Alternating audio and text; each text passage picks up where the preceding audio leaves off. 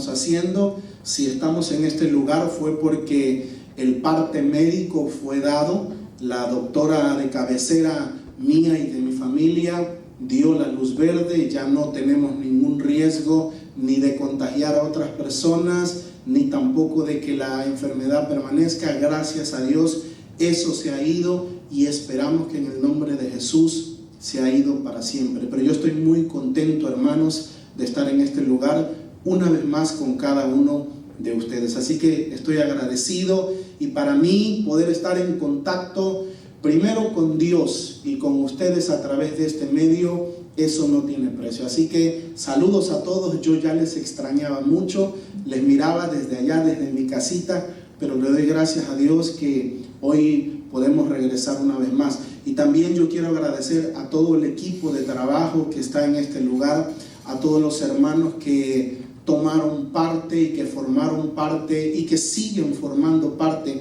de todas estas transmisiones durante mi ausencia y también ahora mientras estoy presente. Gracias a todos los hermanos que trabajan en este lugar. Y bueno, sin más preámbulo, mis hermanos, vamos a la palabra del Señor. Hay algo que el Espíritu Santo ha puesto en mi corazón y que yo estoy ansioso, deseoso por compartirlo con cada uno de ustedes. Así que vamos a la palabra, al libro de Mateo, capítulo número 20, por favor. Justo ahí estuvimos leyendo hace algunos minutos al principio del servicio, y vamos a tomar una fracción, una porción de ese capítulo para meditar en lo que yo quiero compartir con cada uno de ustedes. Mateo capítulo 20, versículo 20 al 23. Solo 3-4 versículos vamos a estar leyendo de manera muy rápida. Los hermanos que están aquí, si quieren acompañarme, los que están en casa, si tienen su Biblia a la mano, tableta, teléfono, vaya conmigo, lea la palabra del Señor conmigo. Recuerde, hermanos, amigos, recuerde lo que siempre recomendamos. No solo sea un espectador, no solo sea alguien que mira, sea parte de la adoración. Adore, glorifique, lea, diga amén, prepare su corazón, porque como lo hemos dicho antes, el secreto de la bendición está en la disposición de nuestro espíritu y en la disposición de nuestro corazón. Así que vamos a leer Mateo 20, versículo 20 al 23. Por favor, me van diciendo dónde estoy, mis hermanos, por favor. Dice: entonces se le acercó la madre de los hijos de Zebedeo con sus hijos, postrándose ante él y pidiéndole algo. Y él le dijo: ¿qué quieres? Ella le dijo: ordena que en tu reino se sienten estos 2 hijos míos, el uno a tu derecha y el otro a tu izquierda. Entonces Jesús respondiendo dijo: no sabéis lo que pedís. ¿Podéis beber del vaso que yo he de beber y ser bautizados con el bautismo con que yo soy bautizado? Y ellos dijeron: podemos. Él les dijo: a la verdad de mi vaso beberéis, y con el bautismo con que yo soy bautizado seréis bautizados. Pero el sentaros a mi derecha o a mi izquierda no es mío darlo, sino a aquellos para quienes está preparado por mi Padre. Padre bendito, estamos en tu presencia, Señor. Estamos reunidos en este lugar que ha sido consagrado como casa tuya, pero entendemos que la iglesia verdadera somos nosotros. Cada uno de nosotros somos piedras vivas que levantamos, Señor, un edificio en donde se elevan sacrificios de adoración y alabanza a ti. En este lugar y también allá, Señor, en cada casa, en cada hogar, en cada automóvil, en cada oficina en donde nos estén viendo, yo te pido, Señor, que tu presencia se manifieste sobre nuestras vidas. Yo te pido, Padre bueno, porque tú eres bueno, que tu palabra nos bendiga y que tu Santo Espíritu la use, Señor, para edificarnos, la use para formarnos y para fortalecernos en este camino bendito que estamos militando, Señor, de tu evangelio. Te lo pedimos en el nombre de Jesús. Amén y amén. Muy bien. Este es un pasaje muy tremendo, es un pasaje muy hermoso. Y vemos aquí a una mujer que la Biblia no la describe, por lo menos por nombre, sino que la llama la madre de los hijos de Zebedeo. Con sus hijos viene delante de Jesús. Y básicamente lo que ellos estaban haciendo es pidiendo autoridad. Ellos vinieron delante de Jesús con un requerimiento específico. Querían autoridad, buscaban autoridad. ¿Quiénes eran este trío? ¿Quiénes eran estas personas que se acercaron a Jesús? Bueno, sabemos por la Biblia, tanto por la Biblia y por la historia, que los hijos de Zebedeo eran 2 de los 12 discípulos y eran Jacobo y Juan. Ellos eran los hijos de Zebedeo. Y la madre de los hijos de Zebedeo, aunque la Biblia no la menciona directamente como la madre de ellos, pero por la historia sí sabemos que era una mujer llamada María Salomé, que por cierto es mencionada en algunos otros pasajes. Entonces, viene esta mujer, la madre de los hijos de Zebedeo, con sus 2 hijos, Jacobo y Juan, y vienen a Jesús, y vienen y lo tratan como lo que Él es. Y esto es muy importante para mí, hermanos y amigos que me están viendo, porque me llama mucho la atención la forma en cómo ellos se acercan a Jesús. Cuando llegan ante la presencia de Él, se postran ante su presencia y ella también se postra. Lo cual a mí me dice 2 cosas. Número 1, que era una clara forma de decir: traemos una petición delante de ti. Y Jesucristo así lo entendió. ¿Sabe? Y voy a aclarar por qué esto es importante para mí. Porque en la antigüedad, cuando existían los reinos, las monarquías, y que de hecho todavía hay en algunos países, en Europa y en otros lugares, pero por siempre se ha practicado que cuando una persona se presenta delante de la monarquía, delante del rey, y trae una petición, lo primero que hace es postrarse delante de esa persona. Es una manera de reconocerse súbdito y de reconocer la majestad y la superioridad de la persona delante de la cual se viene. Lo tratan como un rey, por lo menos las acciones que ellos hacen, el venir y postrarse delante de Él, es una seña de que lo veían como un rey. Recuerde usted que estos son discípulos de Jesús. Recuerde usted que estas personas son seguidores de Jesús. No solo ellos 2 por ser parte de los 12 discípulos. No solo Jacobo y Juan por ser parte de los apóstoles, sino también había un gran grupo de mujeres. Entre ellas estaba esta mujer, María Salomé, que eran todos seguidores de Jesús. Eran todos de alguna manera el séquito que acompañaba a Jesús fielmente a todos los lugares. ¿Por qué no decirlo así? La iglesia de Jesús. Creían en Él, habían creído en Él, le seguían, y vienen y se postran como lo tratan como lo percibían en su corazón, como un rey. Eso me dice que lo veían como un rey, pero también me dice que le traen una petición. Y como yo dije hace algunos minutos, Jesús lo entiende así, y cuando los ve postrados, les dice: ¿qué queréis? ¿Cuál es la petición? ¿Qué pasa? ¿Qué sucede? ¿Qué es lo que traen a mí? Inmediatamente ellos dan a conocer su petición, y entonces esta mujer, parece que es la madre la que habla, y le dice al Señor: tenemos un deseo, tenemos una petición.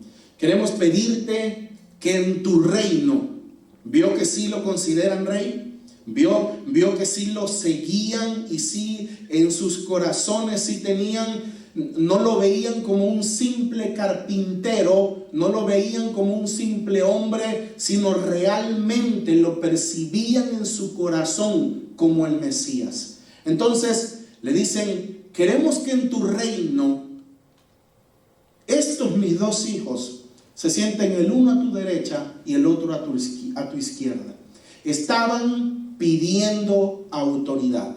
Ese era el deseo, esa era la petición que tenían delante de él. Pedían autoridad. Ahora, lo importante de este asunto, mis queridos hermanos, es que cuando Jesucristo escucha la petición de ellos, inmediatamente, y me encanta la reacción de Jesús, porque inmediatamente les dice: no sabéis lo que pedís. No sabéis lo que pedís. ¿Por qué? Porque Jesucristo utiliza este incidente para una vez más explicar a sus discípulos cómo funciona la delegación de la autoridad en el reino de Dios. Cuando ellos vienen y dicen: queremos autoridad, sabemos que tú eres el Rey de Reyes, sabemos que tú eres el Señor de Señores, que mis dos hijos sean tu mano derecha y tu mano izquierda, que mis dos hijos sean después de ti los mayores en tu reino. Eso es lo que estaban pidiendo básicamente. Pero Jesucristo, y aquí es donde viene lo interesante, les explica con sus palabras cómo funciona la delegación de la autoridad en el reino de Dios. Y les dice, después de dejarles claro que no entienden lo que están pidiendo, después de dejarles claro que no conciben en su totalidad la magnitud de lo que están pidiendo, comienza a explicarles y a decirles: ¿pueden beber del vaso que yo he de beber? ¿Pueden ser bautizados con el bautismo? ¿Quieren autoridad? La petición de ustedes es autoridad. Perfecto. Mi pregunta para ustedes es: ¿pueden participar del vaso del que yo he de beber? ¿Pueden ustedes ser bautizados con el bautismo con que yo seré bautizado? Cuando Jesucristo habla de la copa que él habría de beber, o del vaso que él habría de beber, cuando Jesucristo habla del bautismo con el que él habría de ser bautizado, es una clara referencia al sufrimiento que él habría de pasar.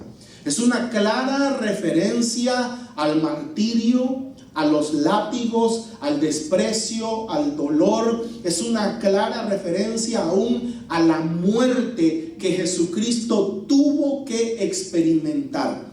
Y entonces, mis queridos hermanos, cada uno de nosotros debemos de entender que en el reino de Dios, en el reino de los cielos, las cosas no funcionan como funcionan naturalmente aquí en la tierra.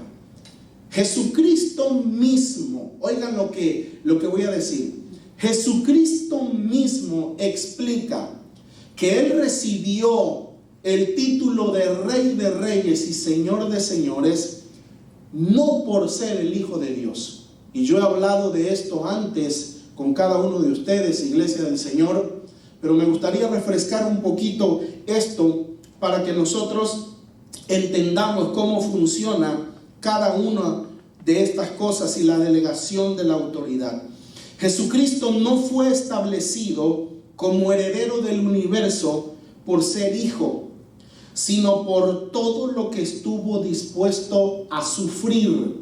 Número 1, a despojarse y a servir. Toda la autoridad que Cristo recibió. ¿Quién es Cristo? Cristo es el Rey de Reyes y el Señor de los Señores.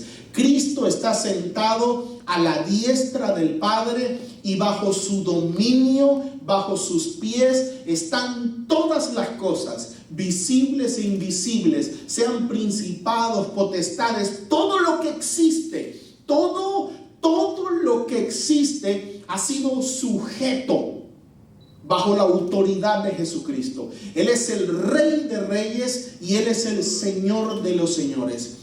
¿Quién le entregó esa autoridad a Jesucristo? Dios Padre.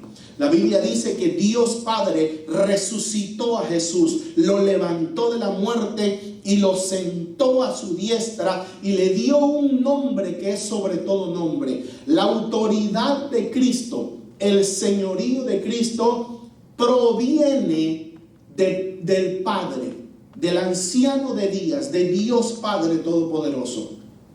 Pero aquí viene lo interesante.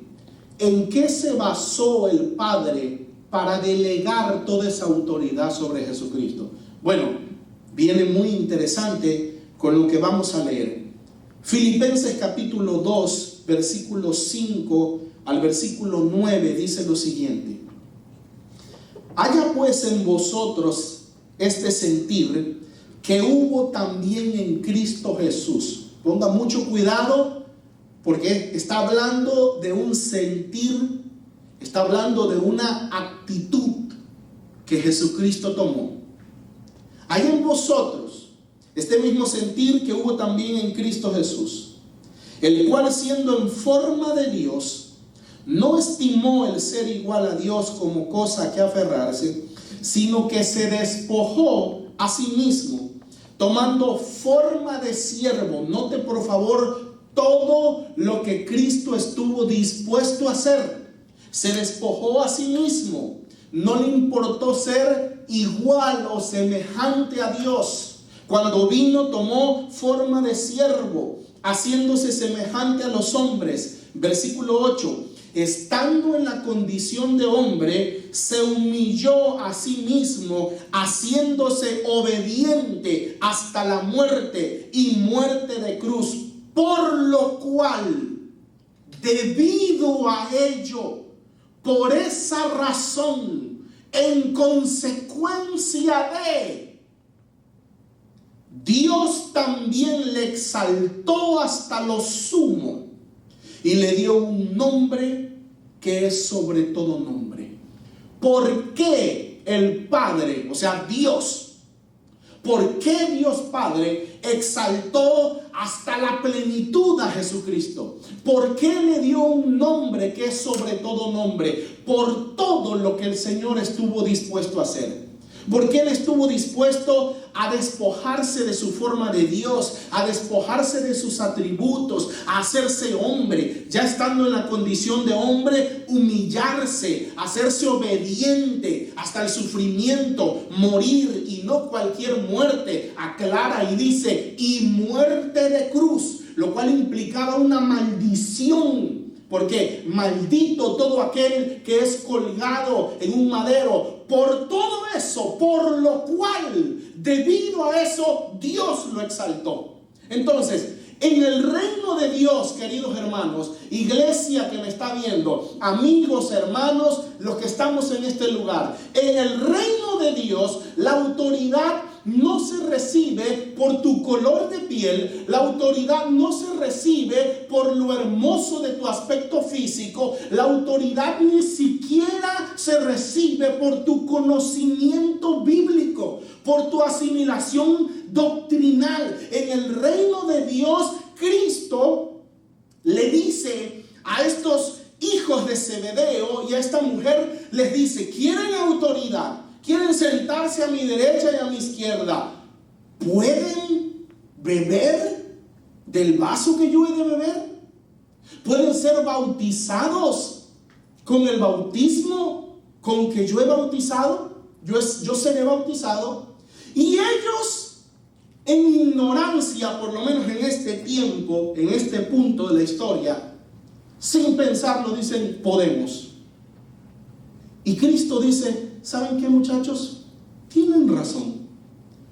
A la verdad de mi vaso beberéis. Y con el bautismo con que yo soy bautizado, también vosotros seréis bautizados. Pero el sentarse a mi derecha o a mi izquierda no es mío darlo, sino de mi Padre Celestial.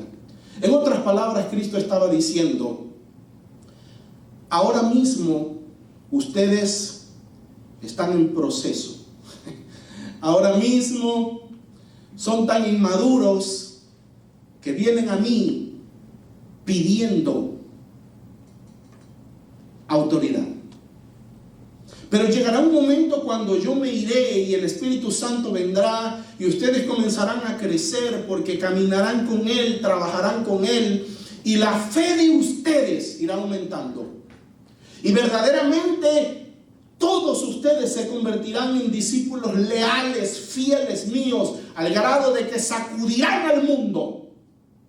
Y en ese momento, porque Cristo hablaba del final de la vida de ellos, ciertamente cada uno de ustedes del vaso que yo bebo beberán. La historia registra que todos los discípulos de Jesucristo fueron muertos por la causa del Señor. Todos murieron martirizados.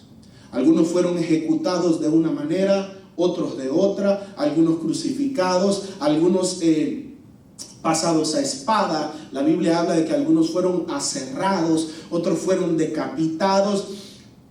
Sufrimientos increíbles, porque cuando estos hombres maduraron, estuvieron dispuestos a dar todo, la vida misma por Jesucristo. Y Él, hablando del futuro, porque lo conocía, les dice: ciertamente ustedes beberán de mi vaso. Ciertamente ustedes serán bautizados con mi bautismo, pero no puedo, muchachos, no puedo prometerles que ustedes se sentarán a mi derecha o a mi izquierda, porque el Padre mirará toda la historia, palabras mías, pensamientos míos. El Padre mirará toda la historia de todos los santos de todos los tiempos, y será el Padre el que definirá con un juicio perfecto, con un juicio justo, quién es digno para poder estar a mi derecha y a mi izquierda. Entonces, Hebreos capítulo 5, versículos 7 al 10 dice: y Cristo, en los días de su carne, ofreciendo ruegos y súplicas con gran clamor y lágrimas al que podía librarle de la muerte, fue oído a causa de su temor reverente. Y aunque era hijo, por lo que padeció, aprendió la obediencia. Aunque era hijo, y no cualquier hijo, porque la Biblia menciona, por ejemplo, en Job capítulo 1, a los hijos de Dios, pero la Biblia siempre entrega un lugar primordial a Jesucristo, porque lo menciona como el unigénito Hijo de Dios. Pero con todo y eso, aunque era el verbo, aunque era el unigénito Hijo de Dios, por lo que padeció, aprendió la obediencia. Fue necesario que Cristo bebiera la copa del dolor. Fue necesario que Jesús bebiera la copa del sufrimiento, la copa del desprecio, la copa de los procesos, el bautismo. Y ahora voy a hablar un poquito más de eso. El bautismo, para que Él pudiera ser tanto perfeccionado y pudiera ser exaltado a una nueva posición, a una nueva vida de autoridad y de gloria. El Padre no coronó a Jesucristo simplemente por ser su hijo, sino por la actitud sacrificial que Él estuvo dispuesto a tener por obediencia tanto al Padre y amor a cada uno de nosotros. Ahora, lo interesante de esto es que Cristo mismo dijo: bástele al discípulo ser como su Señor. Nosotros decimos de una manera más coloquial, más popular: de tal palo, tal astilla. Tal el maestro, tal los discípulos. Si Cristo mismo, con todo y ser hijo, recibió su posición de autoridad, su reinado, su señorío, por todo lo que Él sufrió, por la copa de dolor que él tuvo que beber, por los bautismos que Él tuvo que pasar, nosotros como sus seguidores, mis queridos hermanos, nosotros como sus discípulos, no seremos diferentes. Hay gente que constantemente está peleando por autoridad. Hay gente que constantemente está luchando por un puesto de privilegio, un puesto donde pueda brillar, un puesto donde pueda ser visto, un puesto donde todos los demás puedan admirarlo, donde todos los demás puedan casi que alabarlo. ¿Cuántas personas no anhelan, no buscan insaciablemente autoridad? Pero tal y como pasó con Cristo, de la misma manera pasará con nosotros. ¿Quieres prosperar en el reino de Dios? ¿Quieres avanzar en el reino de Dios? ¿Quieres ser más importante, más vital? ¿Quieres ser mayor en el reino de Dios? Bueno, mira lo que dice la palabra del Señor en 2 de Timoteo, capítulo 2, versículo 11 y 12. Palabra fiel es esta: si somos muertos con Él, también viviremos con Él. Si sufrimos, también reinaremos con Él. Si le negaremos, Él también nos negará. Qué interesante esa parte. Si sufrimos, también reinaremos con Él. Si sufrimos, una vez más, cuando habla de posición, una vez más, cuando habla de autoridad, la palabra de Dios lo equipara al sufrimiento que nosotros estemos dispuestos a pasar por el Evangelio y por la persona de Jesucristo. Si sufrimos, también reinaremos con Él. Es que, con todo respeto, mis queridos hermanos, hay gente que podrá tener un nombre aquí en la tierra. Hay gente que tal vez en un concilio, hay gente que tal vez en una organización religiosa podrá tener, hermano, el título de apóstol, de obispo, de lo que usted quiera, y gloria a Dios por los ministerios. De paso, quiero decirle que nosotros creemos en los ministerios, honramos a los ministerios y sabemos que son de Dios, pero eso no es lo más importante. No importa la posición que tal vez tú puedas tener aquí en la tierra, en el reino de Dios, tu posición va a ser dada, va a ser entregada de acuerdo a cuánto estuviste dispuesto a sufrir por Él, de acuerdo a cuánto estuviste dispuesto a despojarte por Él. Si sufrimos, también reinaremos con Él. Dios equipara la autoridad, la posición que cada uno de nosotros habremos de recibir en su reino con nuestro nivel de despojo, de sufrimiento y de servicio que estemos dispuestos a pasar en esta vida por Él. Y eso nos descalifica a muchos de nosotros, porque la verdad es que la mayoría de nosotros estamos acostumbrados a un evangelio light. Estamos acostumbrados a un evangelio en donde se nos dé, a un evangelio en donde se nos trate bien, a un evangelio en donde nos den por nuestro lado, a un evangelio en donde nuestra comodidad sea lo número uno, a un evangelio en donde lo que nosotros queremos sea lo más importante. Pero déjame decirte, mi querido hermano, que valioso es a los ojos de Dios aquel cristiano que está dispuesto a despojarse de su comodidad.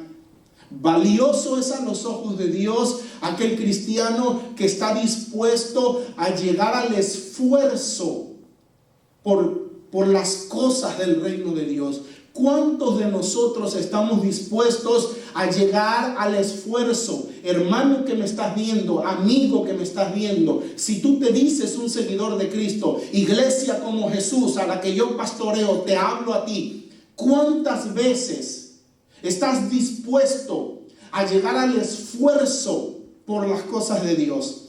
¿Cuántas veces estás dispuesto a llegar al esfuerzo por las cosas del reino? Vayamos un nivel más arriba. Vayamos un peldaño más arriba. Subamos el nivel. ¿Cuántas veces estás dispuesto a llegar al sufrimiento por causa de las cosas del reino. Por causa de las cosas del reino. Porque a veces sufrimos por inmaduros. Porque a veces sufrimos por necios. Por meternos en asuntos que no debemos de meternos. Por malas decisiones. Porque nuestros caminos no son los correctos. Pero por el reino de Dios. Por la persona de Jesucristo. ¿Qué tan sacrificial es tu evangelio? ¿Qué tan sacrificial es tu caminar en el reino de Dios? ¿Qué tan esforzado es tu caminar en el reino de Dios? Si sufrimos, también reinaremos con Él. Y me llama la atención la segunda parte de las palabras de Jesús. Porque, una vez más, permítame recapitular rápidamente. Él explica a la madre y a los dos hijos de Zebedeo que la autoridad que piden solo es entregada en base al sufrimiento y al dolor. Y se refiere al dolor primero como el vaso, como la copa que él habría de beber, pero segundo, y esto es lo que me llamó poderosamente la atención, se refiere al dolor como bautismo. Y que de hecho, por eso yo titulé esta charla Bautismos Espirituales. Porque Jesucristo les dice, pueden ser bautizados con el bautismo con que yo soy bautizado. ¿A qué se refería Jesús? Piensa conmigo por un momento, amigo, hermano que me estás viendo. ¿A qué bautismo se refería Jesús? ¿Al del Jordán? ¿Al bautismo que él recibió de las manos y de la persona de Juan el Bautista, su primo? No hablaba de ese bautismo. Estaba definitivamente, cuando él habla del bautismo, estaba haciendo una referencia a todo el martirio, a toda la pasión, a todo el dolor que él tuvo que atravesar. Lo llamó bautismo. Pueden ser bautizados con el bautismo con que yo soy bautizado. Y entonces esto me hizo recordar, me hizo ponerme a pensar, porque ¿qué es el bautismo? ¿O qué significa el bautismo? Bueno, mucha gente dirá una cosa, otros dirán otras.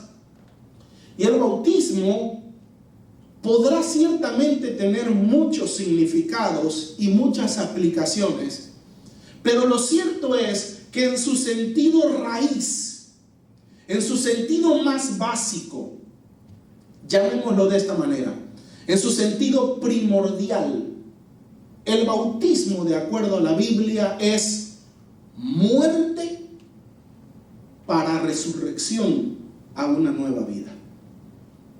Todos nosotros hemos pasado por el discipulado, todos nosotros hemos sido adiestrados en las doctrinas principales y fundamentales de la fe, y sabemos que bautismo es la justicia de un Dios perfecto saciada. Déjame ponerlo de esta manera. El hombre es pecador. Todos hemos pecado. Y la Biblia dice, la paga del pecado es muerte. Y entonces, un Dios justo, un Dios perfecto, un Dios que no puede simplemente hacerse de la vista gorda, un Dios que no puede simplemente pasar por alto lo malo, el pecado, la desobediencia, la rebelión. Su justicia tiene que ser saciada. Y entonces al pecador el pecador tiene que recibir el justo juicio de Dios. Y entonces entra Jesús como nuestro cordero expiatorio, y Él sufre o padece la muerte por todos nosotros, para que nosotros, por la fe en Él, podamos morir al pecado. Oye bien, podamos morir al pecado y podamos resucitar como un nuevo hombre que ya no tiene relación con el pecado, que ya no tiene relación con la vida vieja y que ahora no solo la deuda le ha sido pagada. ¿Cuál deuda? El pecado, nuestras mentiras, nuestros robos, las envidias de nuestros corazones, y podemos hablar por horas de esto.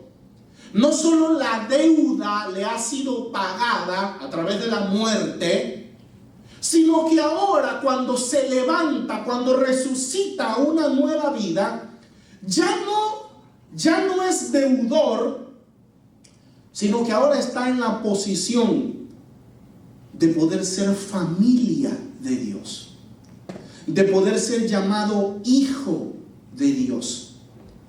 Por esa razón, el bautismo, en su sentido raíz, es muerte para resurrección en una nueva vida.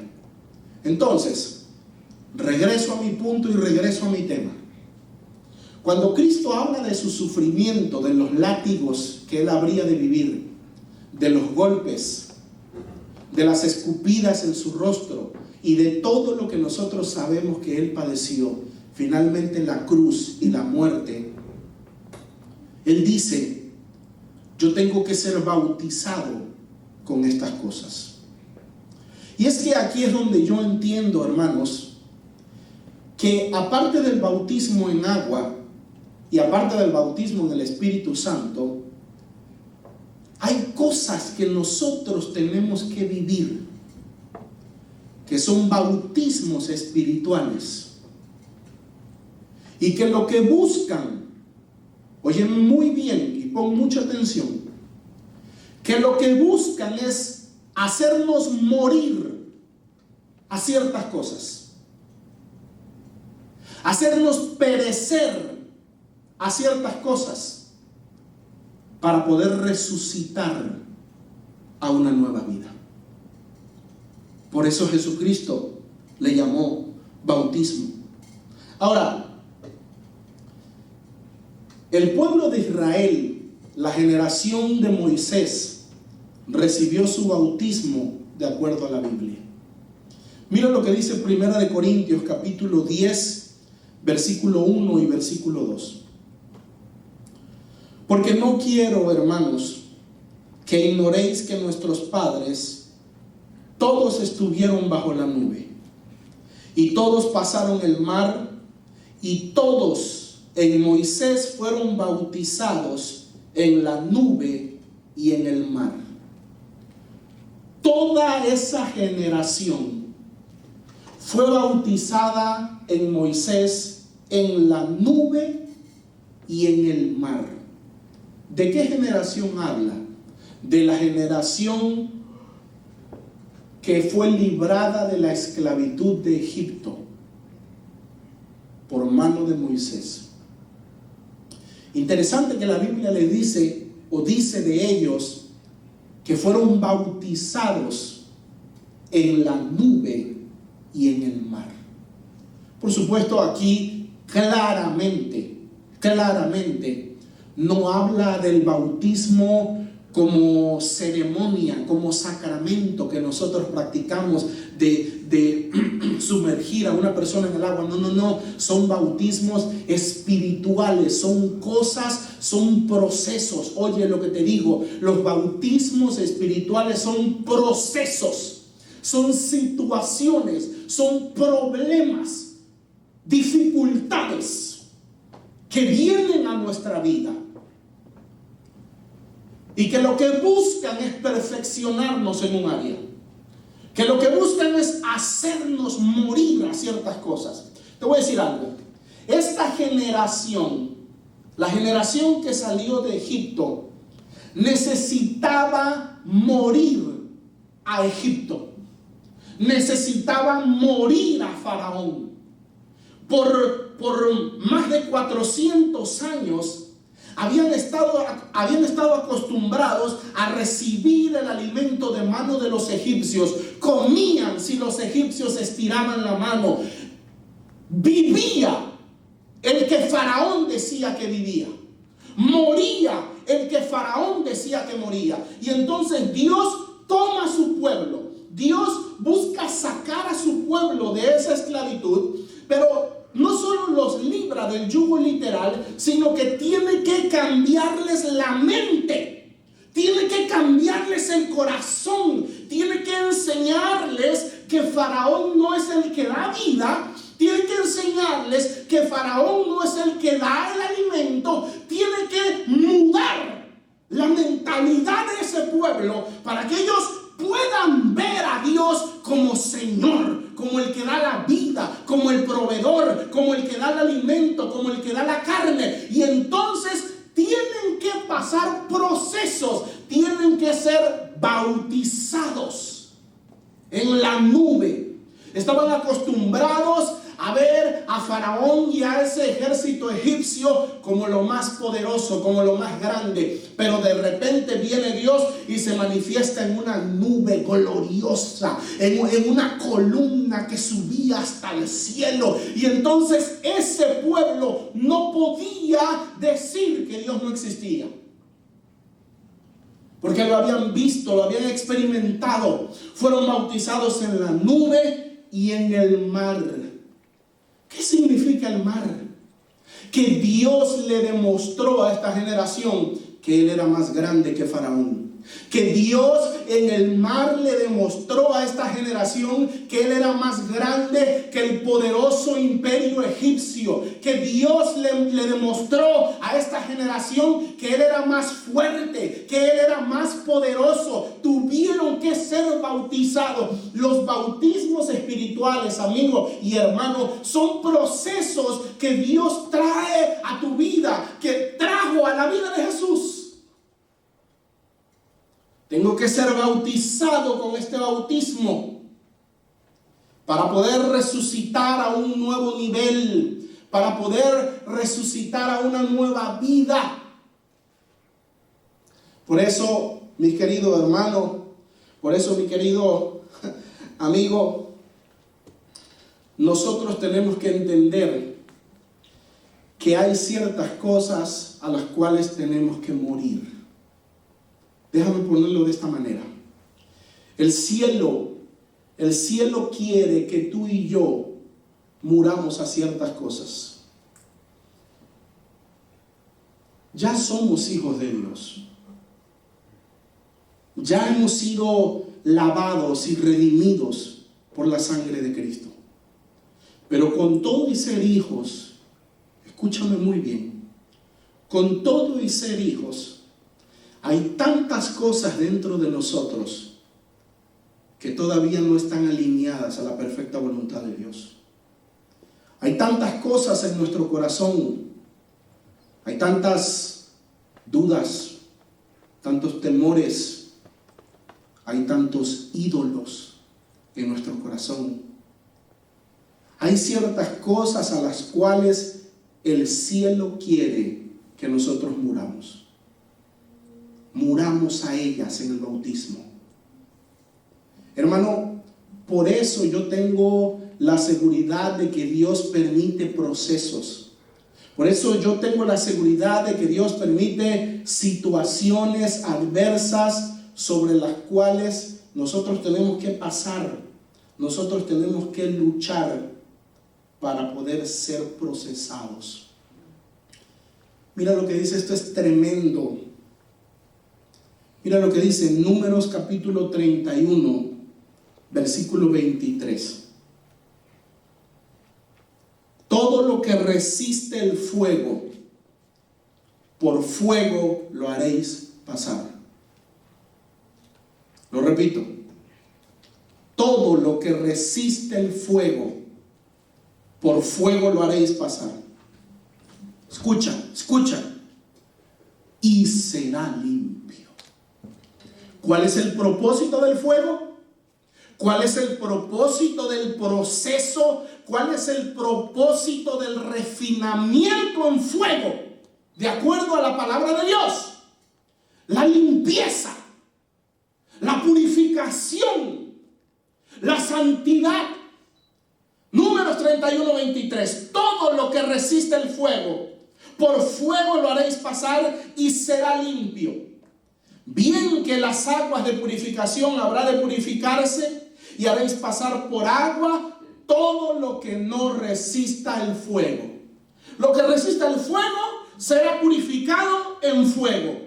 Aquello que no resiste el fuego, aquello que se consume en el fuego, aquello que se destruye en el fuego, dice Dios, ok, eso entonces lo purificarás con agua.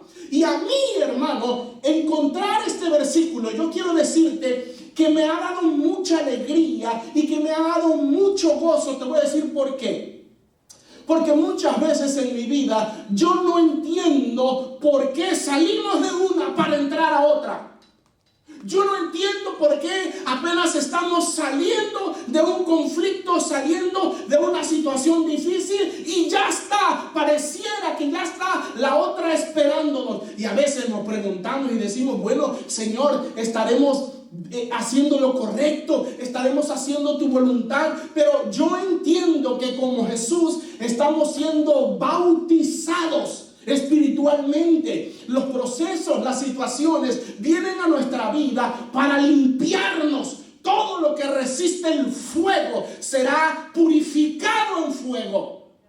Por eso yo lo he dicho antes, hermanos, ustedes no me pueden dejar mentir. Yo les decía las semanas anteriores, no te avergüences de tus heridas, no te avergüences de tus procesos, no te avergüences de las situaciones por las que Dios te hace pasar, porque es Él obrando en ti, es el fuego del cielo, es el fuego del reino de Dios, limpiando tu vida, limpiando tu mente, tu corazón, enfocando tu fe en donde verdaderamente tiene que estar. Tenemos que morir a ciertas cosas. ¿Cuántos de nosotros, y yo sé de esto, yo soy pastor, cuántos de nosotros no tenemos ídolos ya de una estatua, pero sí ídolos de carne? ¿Para cuántos sus ídolos son sus hijos, su hijo, su hija? ¿Para cuántos su ídolo es el esposo, la esposa? ¿Para cuántos su ídolo es su compañía, su trabajo? Están como Israel, creen que Faraón es el que les da el alimento, creen que Faraón es el que da vida, y entonces Dios permite un proceso en donde pierdas tu trabajo, en donde tu hijo se enferme, esté a punto de morir, en donde tu matrimonio esté a punto de destruirse, en donde se caiga la compañía, porque Dios quiere que entiendas que no es Faraón, que no es Egipto. Y el bautismo de ese dolor, de pasar ese proceso, lejos de que te destruya, te enfoca. Lejos de que te destruya, perfecciona tu fe. Y sales de ese proceso más fuerte. Sales de ese proceso más victorioso. Sales de ese proceso más capacitado. Por eso, mi querido hermano, no te avergüences de tus heridas. Deja que los demás hablen lo que sea. Parece a veces que estamos... Por eso, con todo respeto, mis queridos hermanos, yo quiero decirles lo siguiente. A mí no me avergüenza decirles que las semanas anteriores acabo de pasar por el COVID-19. Yo he visto muchas personas que lo ocultan y que parece que les da vergüenza y tienen tanto temor por su imagen, por su integridad. A mí no me interesa. Yo no solo lo digo abiertamente, sino que le doy gracias a Dios. Te voy a decir por qué. Te voy a decir por qué le doy gracias a Dios. No hay quejas. En mi corazón no hay reclamos, no hay recriminaciones, no hay preguntas para Dios. ¿Por qué yo? Si soy, no hay eso, ya no. ¿Sabes por qué? Porque yo me considero un agraciado. Yo me considero un bendecido. ¿Sabes por qué? Porque esta enfermedad ha matado a muchas personas.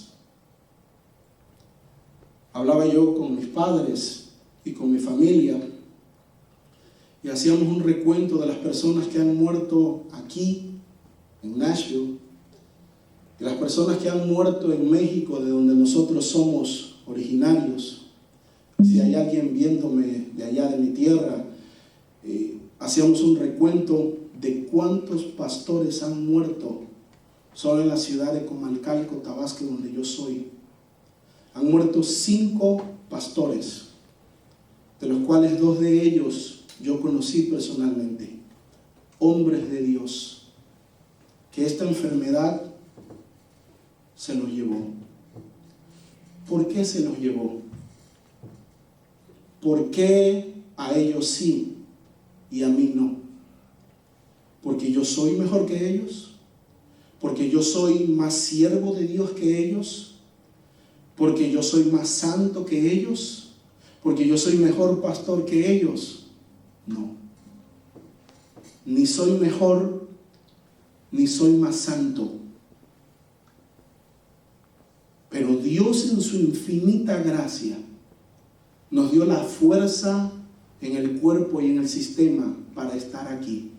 Entiendo que no ha sido una elección en base a méritos. Entiendo que no es que me eligieron por ser mejor. No fue una elección en base a méritos. Por eso no tengo preguntas. Por eso no tengo recriminaciones contra Dios. Por eso no me pregunto por qué. Le doy gracias por estar aquí. Le doy gracias porque Él me ha levantado una vez más. Porque he pasado 2 o 3 enfermedades en los últimos años que han atentado contra mi vida, y en todas ellas Dios ha sido fiel. La mano de Dios ha sido firme sobre mí. Por eso le doy gracias. ¿Y quieres que te diga algo? Cada una de esas experiencias ha perfeccionado mi corazón.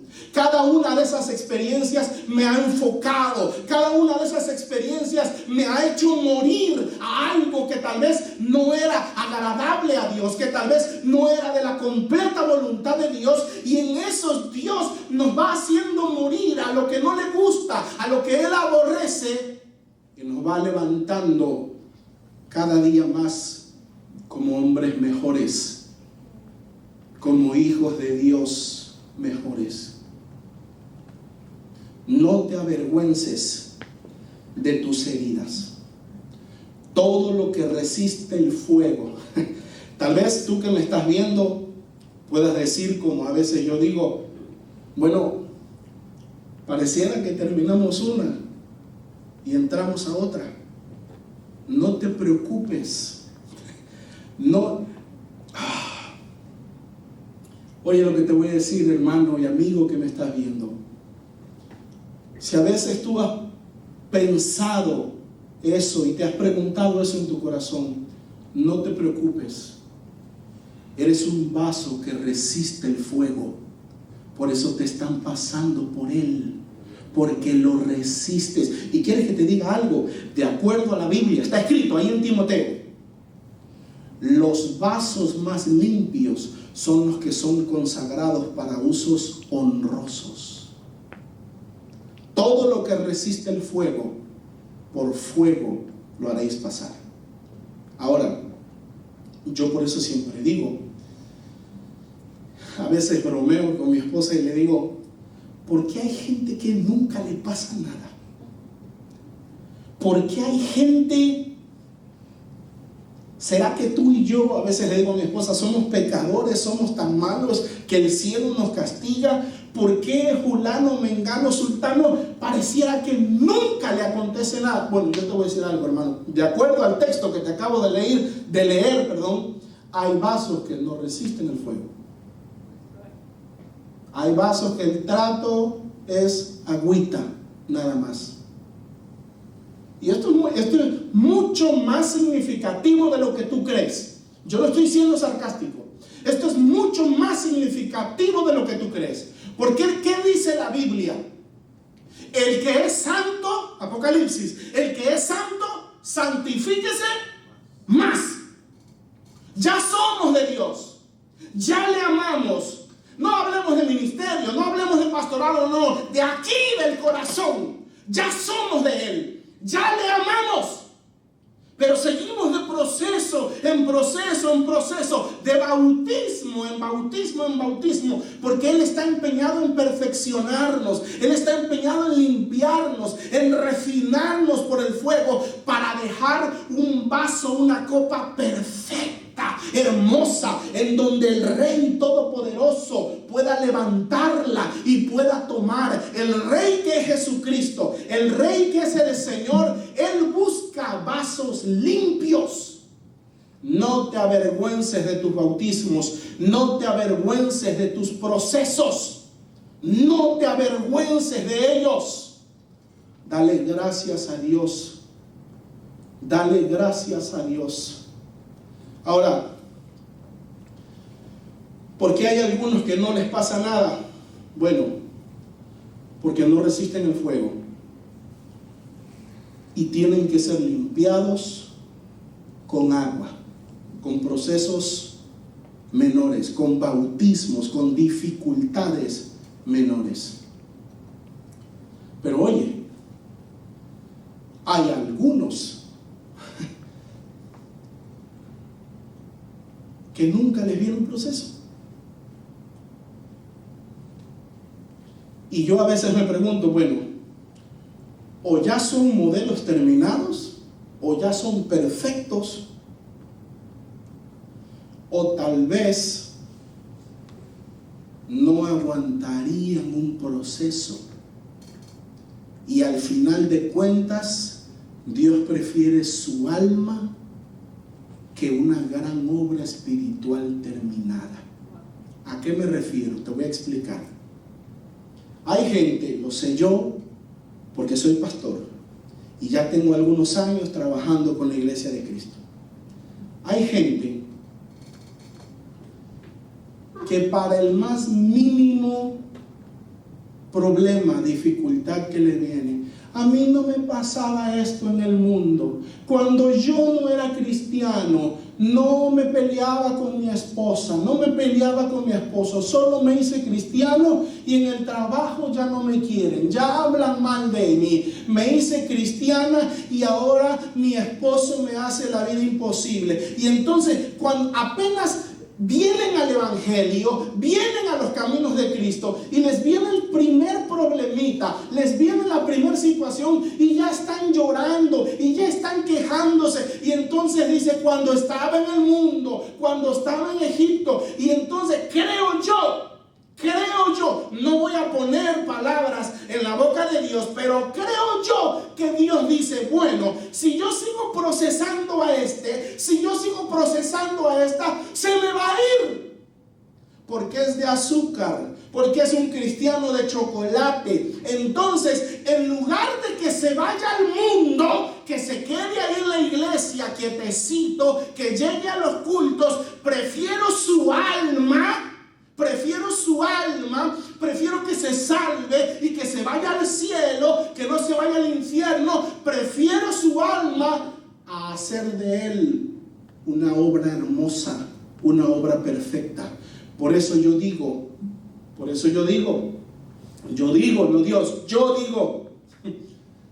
que con algunos Dios dice, dejémoslo ahí tranquilito. ¿No has conocido acaso tú, hermano, que me estás viendo, uno que otro, que al primer conflicto, ¿qué hacen? Se van de la iglesia.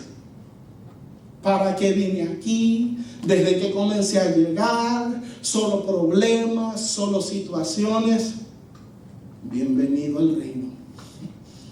Bienvenido al reino. No importa qué situación estés pasando en tu vida. No importa qué situación estés pasando en tu familia. Yo te invito para que la atravieses con fe. Dios no te ha dejado, ni te ha abandonado. Quiero pedirte que en cualquier lugar en donde estés te pongas de pie, por favor. Y vamos a orar. Y yo quiero que tú le des gracias a Dios en estos momentos por todo lo que ha acontecido en tu vida. Te han venido vasos, copas de dolor. Te han venido bautismos de situaciones adversas. Yo quiero invitarte para que no te avergüences de ellos, sino que les des gracias a Dios y tú puedas ver en esos problemas la mano de Dios obrando y trabajando a tu favor. La mano de Dios obrando y trabajando en tu vida. Vamos a orar.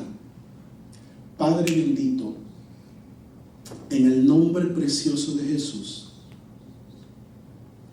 te damos gracias por tu palabra y te damos gracias, Señor, por este tiempo que tú nos permites vivir. Por lo bueno, por lo malo, por lo que nos hace reír, por lo que nos hace gozar, pero también, Señor, por lo que nos hace sufrir. Gracias por las adversidades. Gracias, Señor, por las situaciones difíciles. Porque, mi Dios, hoy reconocemos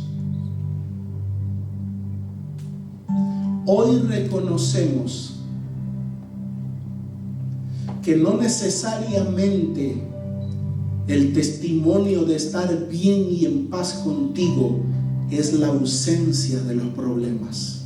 No. El cristiano sufre, el cristiano padece, el cristiano es probado, el cristiano es pasado por el fuego, el cristiano es procesado. En el mundo tendréis aflicción. 7 veces cae el justo. Padre, gracias porque hoy recordamos que los problemas, que las situaciones adversas que vienen a nuestra vida no significa que tú nos has abandonado. Gracias, Señor, porque hoy recordamos que los conflictos no significan que tú estás enojado con nosotros, que estamos en pecado.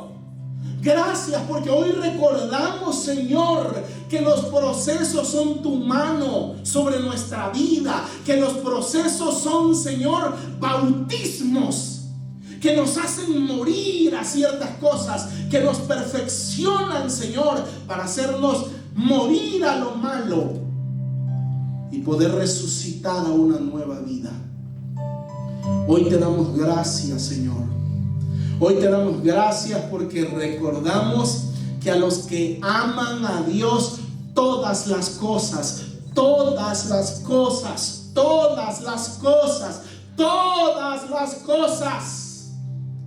nos ayudan a bien. Y nosotros te amamos, Señor. No somos perfectos, no somos dignos de ti, pero te amamos, te amamos. Nuestro corazón es tuyo, nuestra vida es tuya, nuestra lealtad, Señor, es tuya. Hoy miramos al cielo, Señor. Hoy miramos al cielo y te damos gracias por todas las cosas que vivimos. Lo bueno, lo malo, todo te damos gracias. Por todo te damos gracias. Hermano, levanta tus manos. Levanta tus manos y dale gracias al Señor por lo bueno, por lo regular y por lo malo que viene a tu vida. Porque aunque tú no lo entiendas, aunque tú no lo comprendas, atrás de cada uno de esos asuntos está la mano de Dios sobre nosotros. Tú que ya has pasado algunos procesos, hermano, amigo, cristiano, familia, como Jesús, tú que ya has atravesado algunos procesos, yo te pregunto hoy, testifica delante de Dios, testifica delante de su Santo Espíritu que está en este lugar y que está allí donde tú estás. ¿No es acaso cierto que al final de la prueba, no es acaso cierto que al final del proceso nada importante, nada vital se perdió? sino que por el contrario salimos y salimos renovados, salimos y salimos fortalecidos, salimos y el matrimonio se mejoró, salimos y la relación con los hijos se mejoró, salimos y el trabajo se mejoró y la economía se mejoró, porque los que aman a Dios, todas las cosas nos ayudan a bien. Todas las cosas nos ayudan a bien.